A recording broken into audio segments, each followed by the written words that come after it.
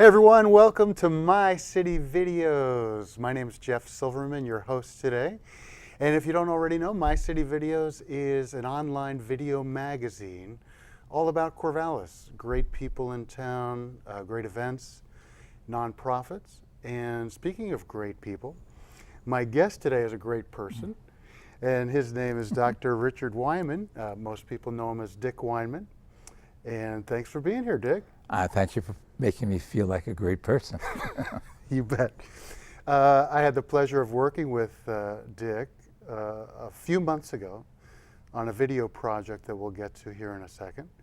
But Dick, we're in your old building that you helped create back in 1977.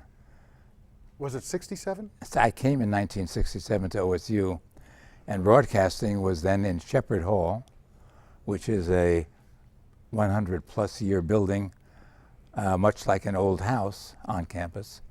And the big move was to come to the Snell Hall television facilities and radio facilities, 1977, and we're still here. And some of the camera pedestals look like they're still here, and the curtains look like they're still here, and certainly the cracks in the floor are still here. So this is your old stomping ground. It'd be good to move, which I understand the facility is going to change. Absolutely. We're told that within a few months we will be broadcasting on some really nice cameras. And so we are live today on Oregon State University campus. And this is your old stomping ground. You were a professor here from what time to what time, Dave? Yes, I came in 1967. I came from Iowa State University, which had a Department of Telecommunications. And Oregon State University had an advertising that they wanted to develop a curriculum in the broadcast media. And so I jumped on that because the position I was in at Iowa State was, I guess you'd say, I was the second in command of a telecommunications program. And I had some ideas that I thought I would like to carry over elsewhere. So I applied for the job. And my mission was to develop a program in radio and television, which I later called broadcast media communication. Then years later, it became known as new media communication. And I was part of the transition team that created the new media communication. From the broadcast media communication, I figured that was enough creating for other people. I would do it for myself. So take us back to the early days. Was everything tape-based at that time? Talk to us about some, what you guys were working with as far as cameras and. Well, we were working with tape, and as I was telling one of the crew people here, when he looked at me so strangely, we had 2-inch videotape, and we had these huge videotape recorders that took up about half of a room each. And in order to edit the tape, you had to find a stop spot and a begin spot, and you cut the tape, much as you used to cut film.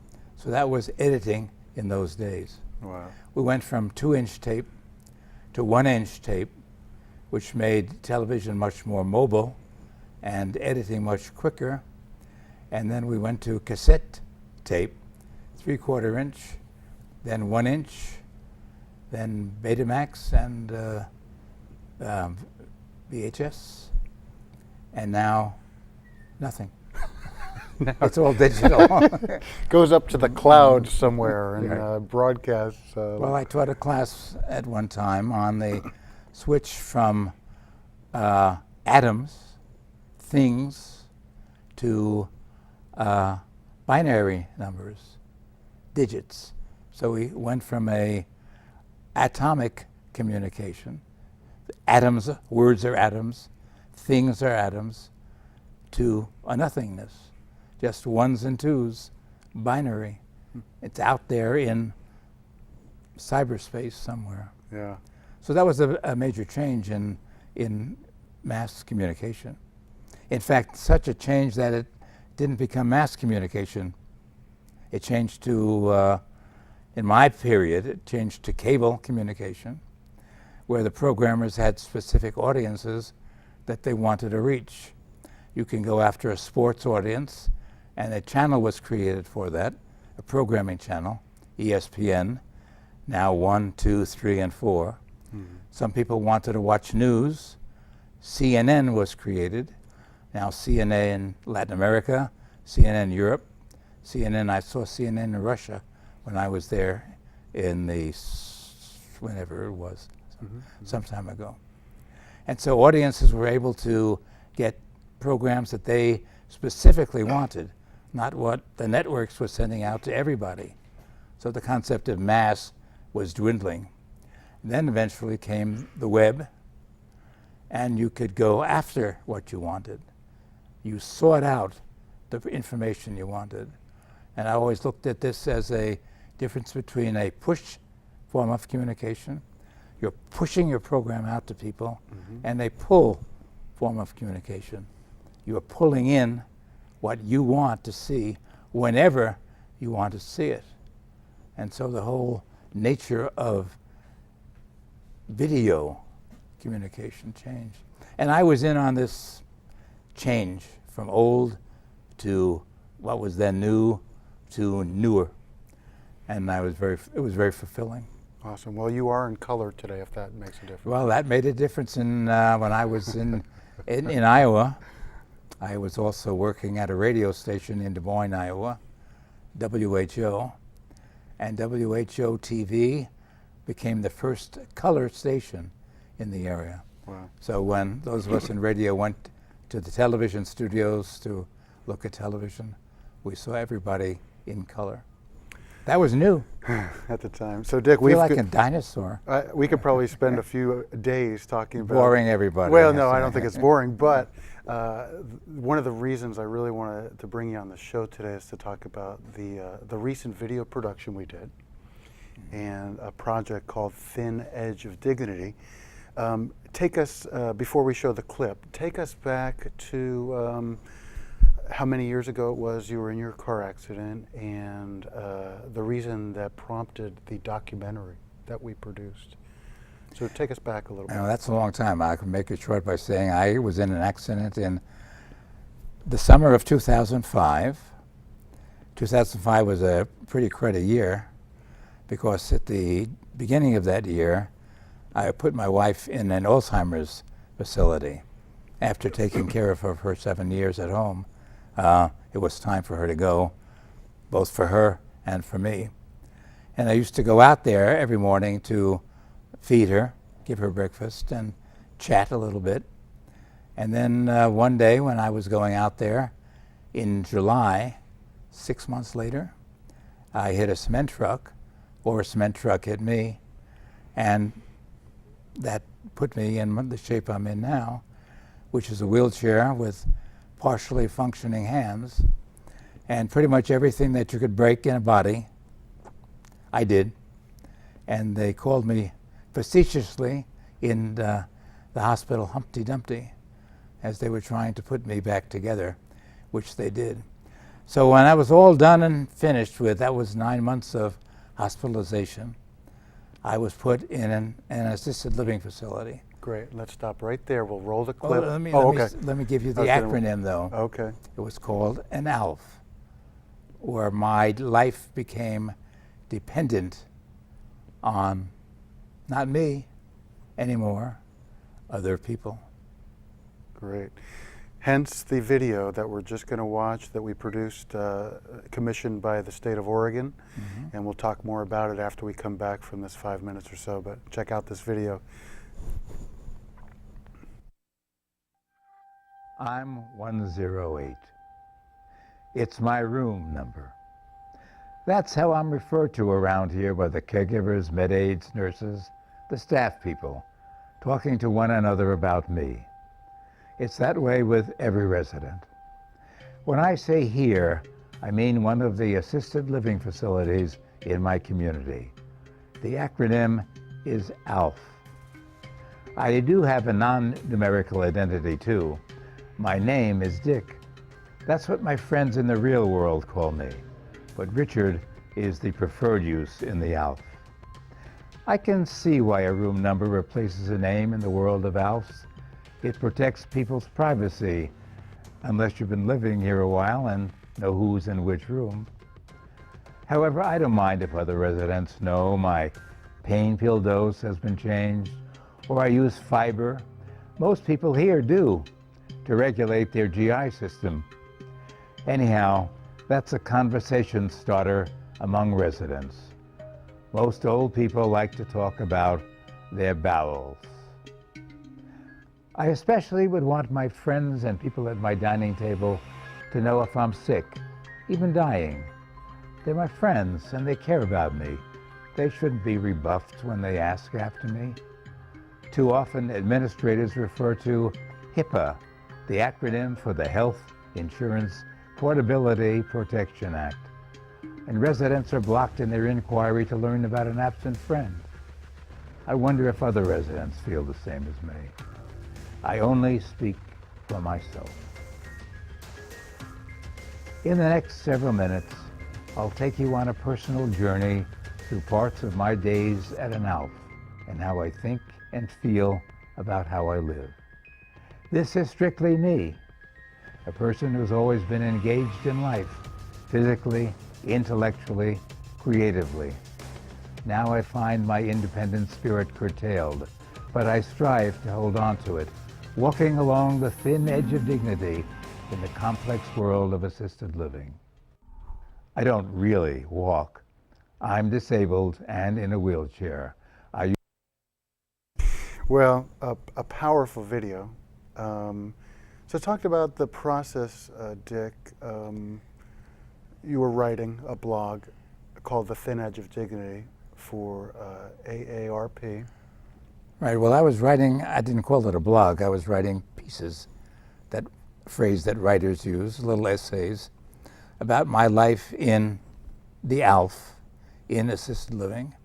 And I would write this for my friends in a writing group or in writing classes. And somebody said, well, this is more than just writing. Well, I never knew about any of this. You should write this so people know about it. It's serious. And so I made a speech on the subject of living in assisted living at a group called the Academy for Lifelong Learning, nicknamed ALL. And in the audience was a woman who was in charge of the Unit on Aging and Disability for the Department of Human Services in Oregon. And I spoke. I read some of the pieces I had written, and she asked me at the end if she minded if I used these pieces in classes that she taught for people who were going into the healthcare profession. And then she did that, and I saw that these work got some kind of an audience, and I asked her if there were other people who I could get contact with to publish what I've been writing. And she mentioned the person at AARP, the American Association of Retired Persons. I contacted her. She liked the stuff. She said, well, you got a blog. That is the correct word to use today, blog, although I don't really like the word, and most people my age have a little bit of a intensity toward it. But I write a blog twice a month on my life in assisted living. Some of it's pretty comical. I have a weird sense of humor, and that comes through in the blogs. And I hope that people who are watching will have a chance to read some of them and get a look at what I think, and many others who have read them realize, is the toughness of living in a place where you have to be assisted. You can't be free and independent. You can't eat when you want to eat. You can't take a shower when you want to take a shower. You can't wake up when you want to wake up. You have to be in the dining room at 7, and all the caregivers are told, get your people out of there by 7. And so they do that. And that makes it easy and comfortable for the provider, but it may not be so comfortable for the customer, the consumer. I'm a consumer. And I was blessed in my accident in that everything was broken except my head. And in my head was my ability to communicate and to speak and write. And so I've become kind of a spokesperson for people who don't have a voice to say out loud what I'm saying out loud. So it's a new role for me. But yet at the same time, it's an old role because, as someone told me, you're still teaching. And I think I am, trying to make people aware this is what the life is like. Do something. So most of the assisted living facilities are geared around people who are mentally impaired somehow, either Alzheimer's and physically, and they needed assistance, don't they? Well, people need assistance in various ways.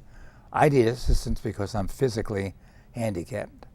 Some people need assistance because they have Alzheimer's or dementia, and there are facilities for those people. Some people are just fragile, tired, and worn out, and they need a lot of care to continue living. So in our country, we put them in the nursing home. As the documentary ends, I make a statement that it used to be that old people were taken care of by their families. They lived with their families. Now, an ALF is the family. So, Dick, the video is getting a lot of national attention. You've been contacted by news sources and agencies throughout the country, including next week flying to D.C.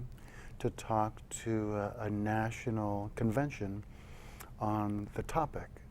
Talk about that. What is so intriguing and different about the video that people are saying, wow, he's saying the things that we've yet dared to say? I think that's it. I'm surprised at the popularity and the ability to go viral from YouTube of the video, that it does have an extended audience that you're mentioning.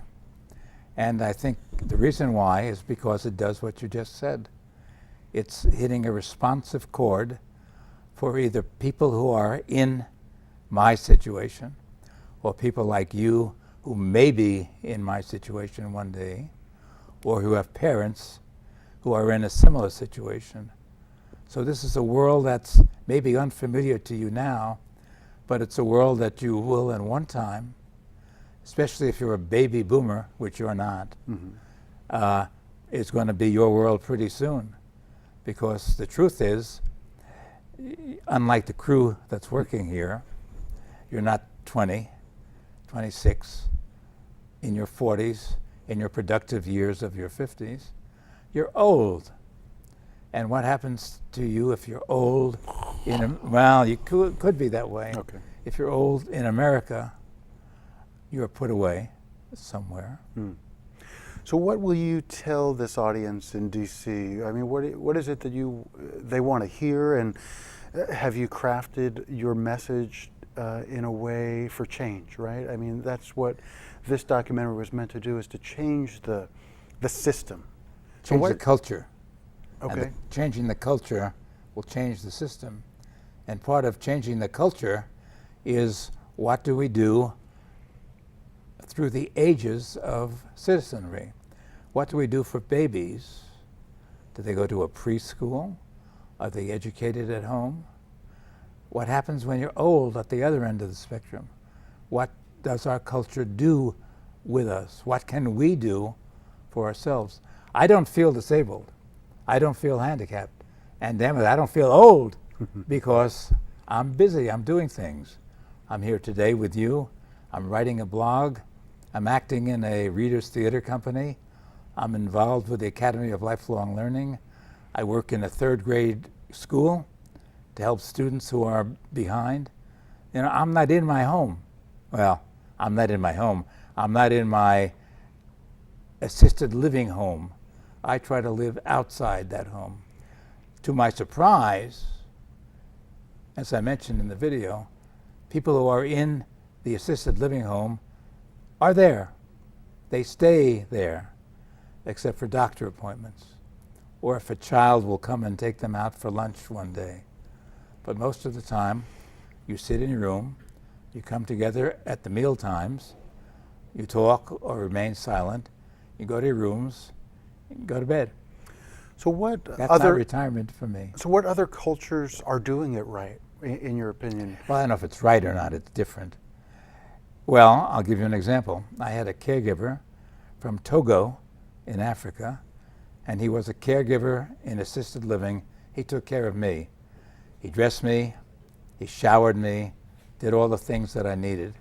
And he said this was totally new to him. He doesn't know why he's there, because at home, I'd be living with the family. The family would take care of me. So in Africa, in India, in Asia, still some places in Europe, there is an extended family. And these people, young people's grandparents might be living with them when they no longer can live by themselves. We don't have that sense of extended family here. We're very broken up, and there are many sociological reasons for that. One of those is that families are fragmented. He works there, and she works there. And the whole women's movement has lent itself to the fragmentation of society. The woman used to be home to take care of dad, grandpa. Well, she's out being a lawyer, so she's not home. And so families are fragmented. There's no unity anymore. The only unity is in the assisted living facility. Wow. Where I am. So change doesn't happen quickly in establishments and big national systems. How can we start to build a better assisted living system or aging system, or that culture you mentioned? What do you think are the first baby steps that you think should happen? I think the video that we made is a baby step, where I can say I'm an independent, free spirit. I've not lost that because I can't walk and can't use my hands. I still have that spirit within me. Don't enclose it, respect it. Treat me with some kind of dignity, not just as 108. And let me continue to explore what I can do for me and what I can do for others. And I think I say it in the end of the program. I've lived 81 years. I should give something back to those who are still coming along. And I think this video does that. Wow. Well, I think you are giving back, and you're fortunate in that you can give back. Like you said, a lot of people you are with at the assisted living facility can't give back, right? So it almost seems like you're doing all you can within the area that you're at. Could you be doing more? I mean, are you? And then how would an assisted living come and assist you in that, and saying, well, Dick is an active person, we maybe should have a facility dedicated to active people? Well, one way I think is to empower the people in these facilities, because so many of them have come from careers or lives where they have themselves made contributions to others. They've been part of society. And rather than confining you to a game of bingo, I shouldn't pick bingo, lots of people like to play bingo, or Yahtzee, but you're sitting there and you're in-house and you're calling out numbers or you're spelling letters, and why not go out and pick berries for yourself, do some you-pick? Why not volunteer in the schools? I mean, the schools are crying for people to read to students. And there is an organization that tries to gather people to do that, called the SMART program. Work at the hospital, be a volunteer. When people come into hospitals, the candy stripe, whatever you call them, something like that. Do something for society. And I think the ALFs have a responsibility. Well, I shouldn't say that. The ALFs can open the doors so people can see that there are things they can do with their lives. As person said the other day at dinner, if she was asked by the activities director, "Are you coming to bingo?" And she said yes. Then she turned around and said, "What else is there to do?" So what can the public do? What can we do? People who care, people who want to help, people who want to engage in this. What do you think are some good steps for people to get involved? And is it just do it? You know, the old saying, just do it. Get off your butt and go down, volunteer, be active, help somebody else.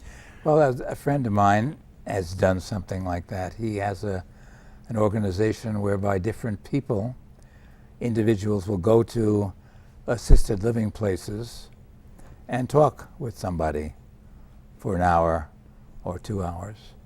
2 or 3 people will go to this place and just converse, talk about things.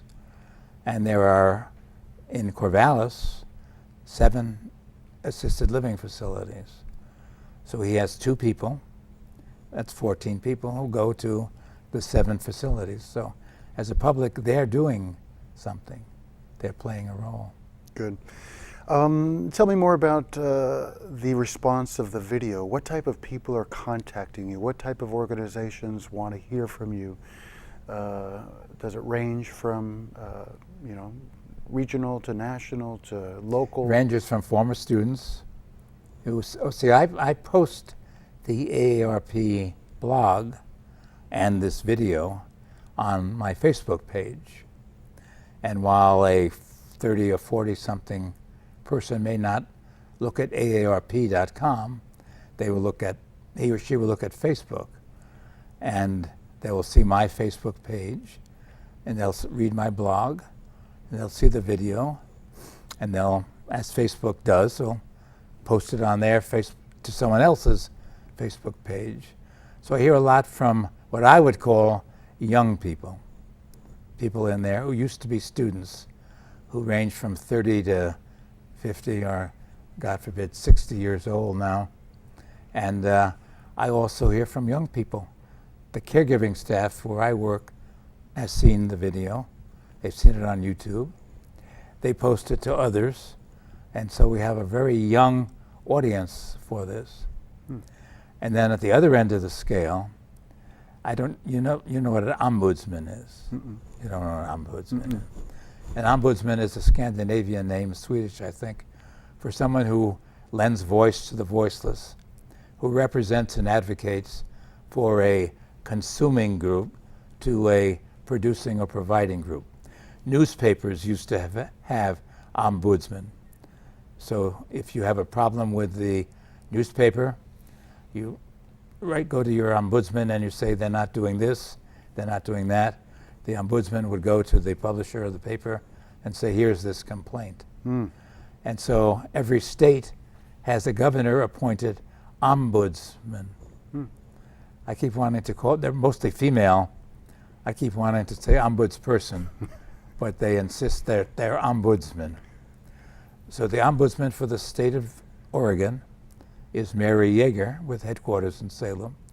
She has a professional staff of deputies, all women, attorneys for the most part, all attorneys in fact. And then they have a volunteer group throughout the state of people who are ombudsmen, who go to various facilities and look after people who are in need of help. And if there are problems, present themselves as someone that a complainer or resident can go through to reach the administration and the management. And so Mary Yeager, who was the ombudsman for Oregon, sent the Thin Edge of Dignity to all 49 other ombudsmen around the country. Wow. And every state in the union has seen it, both the ombudsman, her deputies, her volunteers throughout each state. And I've heard from them individually. Not only every state, she sent it to the Ombudsman of Los Angeles, which is as big as some states, and they have their own separate group of ombudsmen. That's amazing. So they've seen it and they spread spread that out too. Well, Dick, we are out of time. It's been a pleasure having you on the show on your old stomping grounds. Great to be back here. If people want to subscribe to your blog or see your blog, I'm sure they can just Google Dick Weinman, Thin Edge of Dignity. They don't even have to do that. And then we've also got your email on the screen right now. Okay. And people could write to you and request Please. something or talk to you about the topic. It sounds like you're willing to discuss and engage. But it's been a real pleasure to have you on the show. Thank you, Jeff. And till next time, you can join us at mycityvideos.com, and thanks for watching.